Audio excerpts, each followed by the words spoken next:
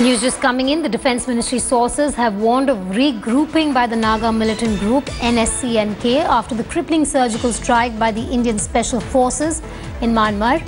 The Naga militant groups are plotting another strike in Manipur after the ambush on the 4th of June, which killed 18 soldiers, sources have revealed. But the warning has been sounded by the military intelligence. The possible regrouping and plot to launch a bigger strike inside India may prompt the army to look at the possibility of yet another covert operation to disarm the terror group.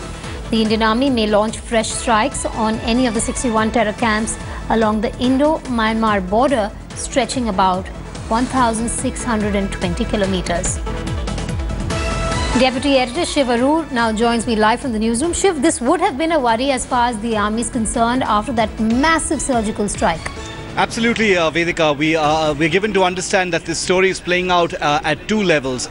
Remember, only two large camps of the NSCN and other groups were actually destroyed in the Monday morning operation on Myanmar soil, in that joint operation by the Indian Army and the Indian Air Force. But obviously, there are other camps which are still active, which are expected, according to intelligence agencies, to possibly try and mount, more strikes inside Indian territory, inside Manipur or in Nagaland. So, in a preemptive manner, just like the Monday strike, the Indian Army could potentially be planning more covert strikes on foreign soil. Now, this is strictly at the planning stages at this point of time, obviously extremely secretive because of the sensitivity of such operations. But at this point of time, the two things we can confirm is A, there is specific intelligence about the possibility of retaliatory strikes from Myanmar's territory by some of these camps who've been able to, either move away from the site of the Monday morning attack and regroup and plan a fresh strike, and the very likely possibility of a second preemptive strike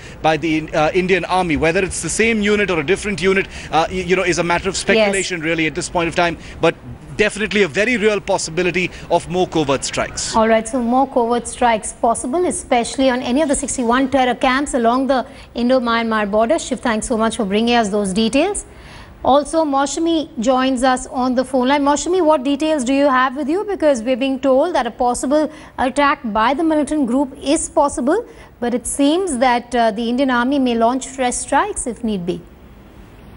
That's right. The information that we are getting right now is that there are other terror camps that are operating on the border. It is a stretch of more than 1,600 kilometers that India shares with Burma, and here we are told that the intelligence agencies have pointed out to at least 30 to 40 terror camps that are operating on the border, who are looking at launching fresh strikes on the Indian side.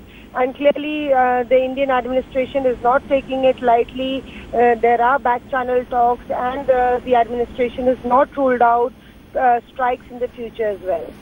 All right, Maushami and Shiv Arur, thanks so much for joining us with that big story emerging. Well, India today has got what is believed to be the first photograph of the 21 para Special Forces commandos who successfully carried out the cross-border raid on the militant camp in Myanmar yesterday.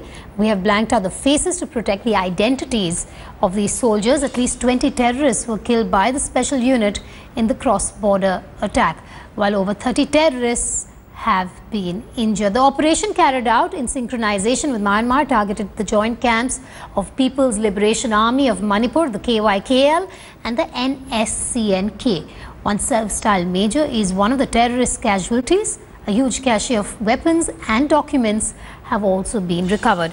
India today has learned that the operation in Myanmar was cleared at the highest levels of the government after the Manipur ambush. A top-level meeting involving the Home Minister, the Defence Minister, the NSA and the Army Chief was held, where the Army Chief made the direct suggestion that a cross-border operation was possible, and that's exactly what happened next.